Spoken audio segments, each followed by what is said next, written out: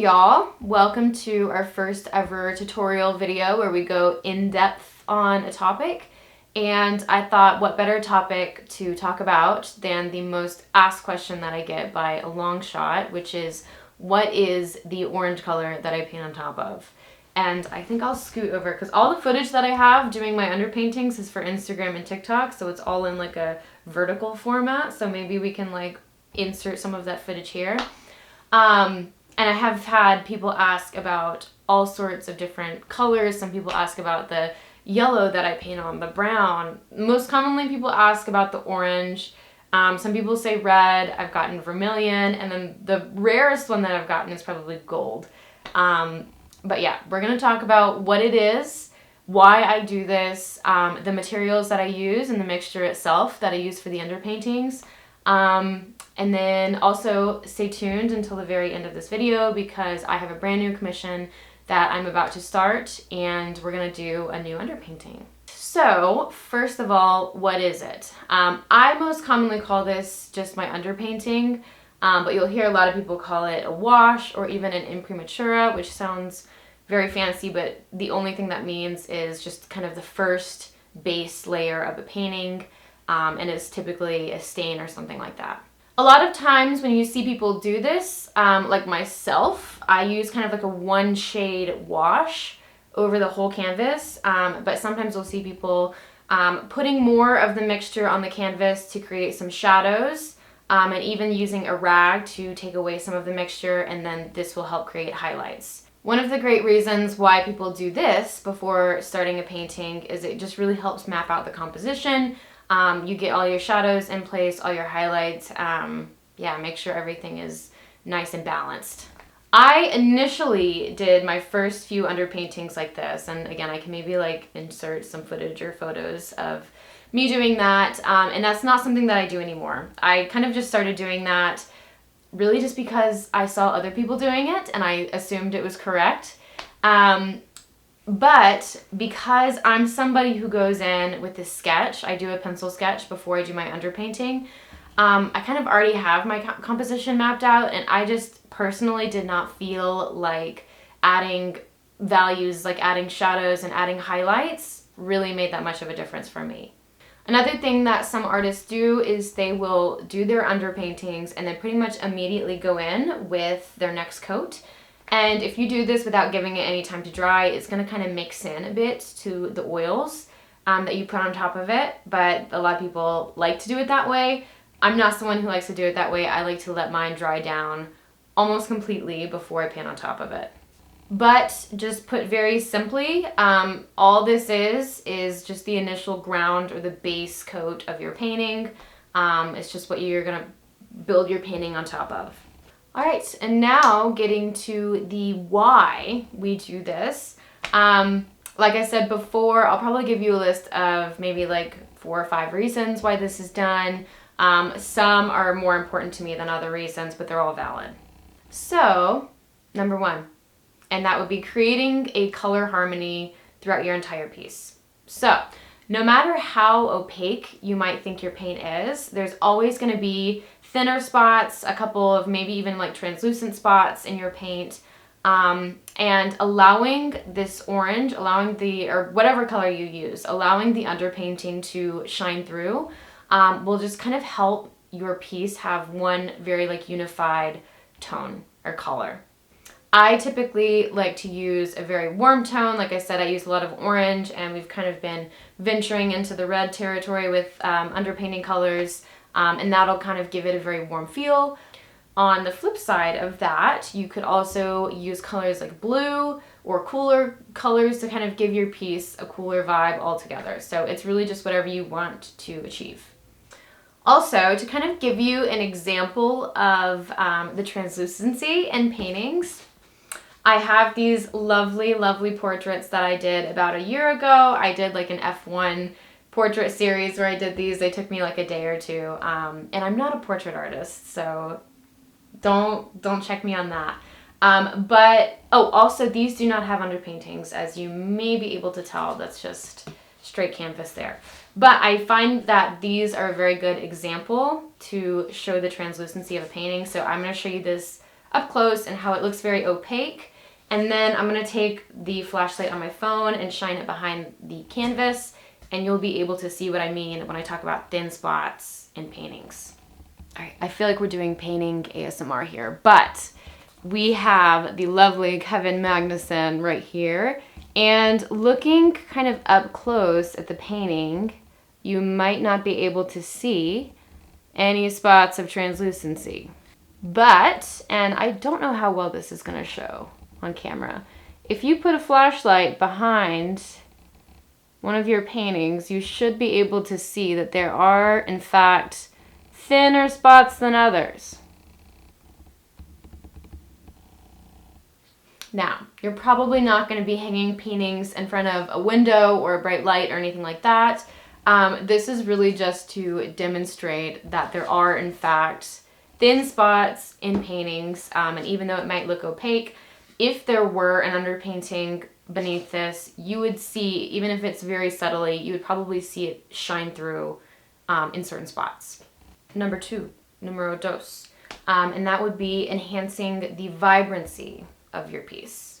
This point kind of goes hand in hand with the last point, but like I've mentioned, I kind of use the orange color to bring warmth, but I also find that it brings a lot of luminosity and vibrancy to the paint colors that are put on top of it. And again, as I mentioned before, you can use blues and other colors for different effects, but I do very much find that using like a bright orange or a bright red color will really enhance the vibrancy of the paint on top of it. The next reason, and I think we're at 3 now, is just that it helps the overall opacity of your paints.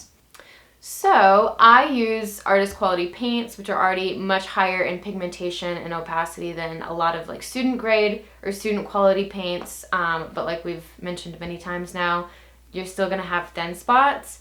And I will say, I noticed a massive difference when I was working on these portraits. We've got a new driver now, but when I was working on these portraits, I noticed a huge difference in building up the opacity of the paints. Everything that I put down on these little white canvases looked so streaky compared to what I normally do.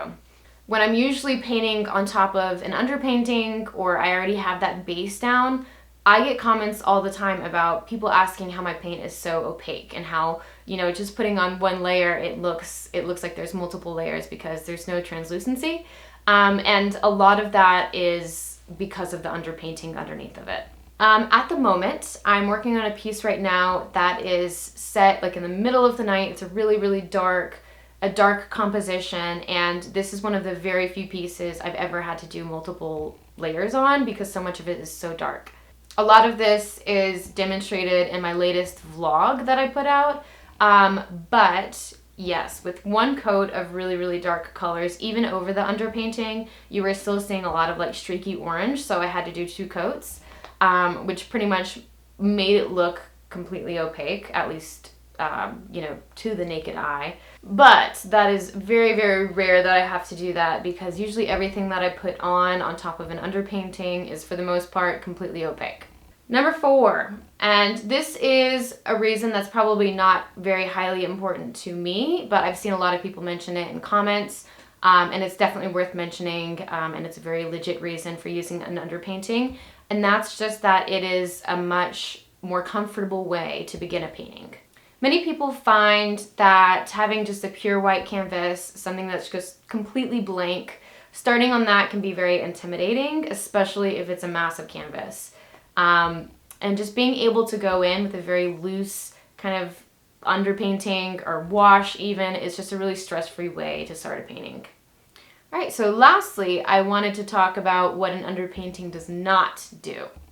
Because this is a comment that I get so frequently, a lot of times I notice that other people will try to reply in the comments and answer these questions, which is always very helpful and I'm always very thankful for. And 99% of the time people are 100% right, but there's always one person that will always say this, and this is so not true for underpaintings. But underpaintings will not change the texture of the canvas. We're gonna go into the mixture in just a second, but if you apply this wash to the canvas, you're still gonna have a canvas texture. The only way to smooth out a canvas is by using gesso, using layers of gesso. But yeah, that's pretty much the only incorrect answer that I ever get, but I did want to point that out. No, it will not change the texture of the canvas. All right, so in part 2 of the video, we're going to be discussing the mixture for the underpainting. So it's very simple. There's only 2 ingredients. All I use is oil paint and mineral spirits. Now, it is good to mention that mineral spirits are slightly toxic, so be safe when you're using them. If you have a window, open it to make sure there's good ventilation in your room, because inhaling the fumes is probably not the best. You'll also see a lot of people maybe using gloves when applying an underpainting or using mineral spirits for anything. I don't use gloves because I don't find that it ever comes in contact with my skin. But if you want to do that to avoid irritation, better safe than sorry. For me, I don't use mineral spirits unless I'm doing these underpaintings. I don't use it to mix in with my paint while I'm painting on top of this. The only time I ever use it is for the wash. So I'm probably using mineral spirits once every maybe month or 2, but it's still good to be safe when using it. All right, and then next is the paint, the actual oil paint that you're going to be mixing in with the mineral spirits. I just use Winsor & Newton and the student grade version of Winsor & Newton. I'll probably do a video in the future on the specific materials that I use, but to paint on top of the underpainting, I always use the artist grade paints or just like the higher quality paints. The main difference between those and then these student grade paints is really just going to be pigmentation. And I find that these provide plenty of pigmentation for the underpaintings. So if you want to save a buck and use these student quality paints for the underpaintings, I suggest it. All right, so the 3 paints that I use for the underpainting are going to be orange hue, red hue, and then the last one is going to be raw umber. And I like using 3 paints or 3 different colors because it allows me to kind of customize it to whatever I want. Like if I want more of an orange underpainting, we'll go a little bit heavy on the orange. If I want a little bit more red, we'll go heavy on the red, and then vice versa, same with the brown. If you want more brown, use more brown. At the moment with my underpaintings, they are very bright red with maybe a tinge of orange. I'm not using much of the brown anymore. I used to use a lot more of it. Now it's barely any of this brown.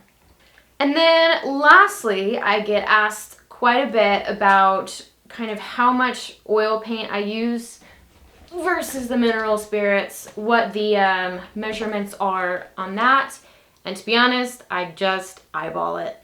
I don't have like any sort of like formulated amounts of either paint versus mineral spirits. I kind of will just mix both together until it's a consistency that I like. And like I said, at the end of this video, we're going to be doing an underpainting, so I'm going to try to show you the consistency that I aim for in the paintings. The last materials that I use for the underpaintings is just going to be a big fat brush, like this one. I use this one sometimes. And then I just pretty much use an old Tupperware to mix all of the paint and mineral spirits, and I will show you that very, very soon. Stay tuned. Hey everybody, welcome to my painting bathroom. We're gonna go vlog style for this part. But like I mentioned earlier, I usually keep my underpainting, the mixture, in this like really old Tupperware. Once I'm finished using it, like once I apply it to the canvas, I just slap a lid. This is not the original lid, but it actually fits perfectly. But we're just gonna slap a lid over it, and it stays pretty well. So a lot of times the mineral spirits and the oils, they might separate a bit. But when you want to use it next, you can usually just mix it up, and a lot of times it's good to go. So we're gonna see where it's at after using it last, and it might be good to go, or we might have to add some mineral spirits and oils. We'll see. So after looking at this, there's not a whole lot of mixture left, so we're probably going to have to mix a bit more. But I just wanted to show you what I mean when I say the mineral spirits will separate a bit. So that liquid on the bottom is mineral spirits, and kind of that layer of orange that you see, that's good oil. So that'll mix in when we mix this up with a brush. But because we don't have enough liquid or mineral spirits left, we're gonna have to add some more of both. All right, so I have added in a bit more mineral spirits and just kind of mixed in the oils from the bottom of the container. And it's probably hard to tell, but this is a bit thin for what I prefer. So we're gonna add some more oils in there and then I will check back in. All right, so I added probably about a teaspoon of oil paint into the mixture. And it's much better. I don't know if you can tell, but it's a bit thicker. I don't know what consistency to compare it to. It might just be something that if you want to try this, you might just have to play around with it a bit. But just kind of a little bit thicker than your typical like water consistency. Welcome back to my office. We have my canvas here and the sketch is set, and I can probably do a different video about how I prepare a canvas and a sketch. But yeah, I have the underpainting ready to go. This is probably the simplest part of the process, but we're just going to apply one even coat to the whole canvas, and that is about it.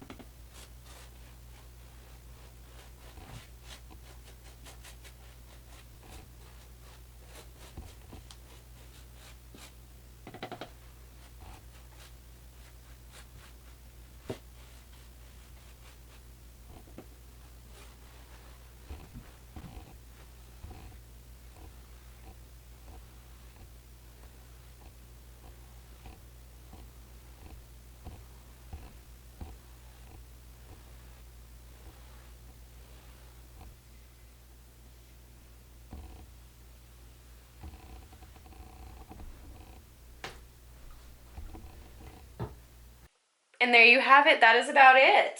I'm really happy with how this one turned out. Sometimes they're like too thick or too thin, or the color is not quite right, but I'm really, really happy with this one. And I typically give it about a day to dry, at least I would say like 15 hours. And then tomorrow when I go to paint on top of this, there might be a little bit of orange residue on the canvas. So a lot of times I'll take maybe like a rag or like a paper towel and just kind of do a very light wipe over the canvas just to remove some of that orange residue, but that's about it. And if you have any questions, feel free to leave them in the comments. I am more than happy to help. Also, I would love to hear y'all's ideas for future in-depth tutorials. So if there's any painting topic you would love to learn more about, leave that in the comments.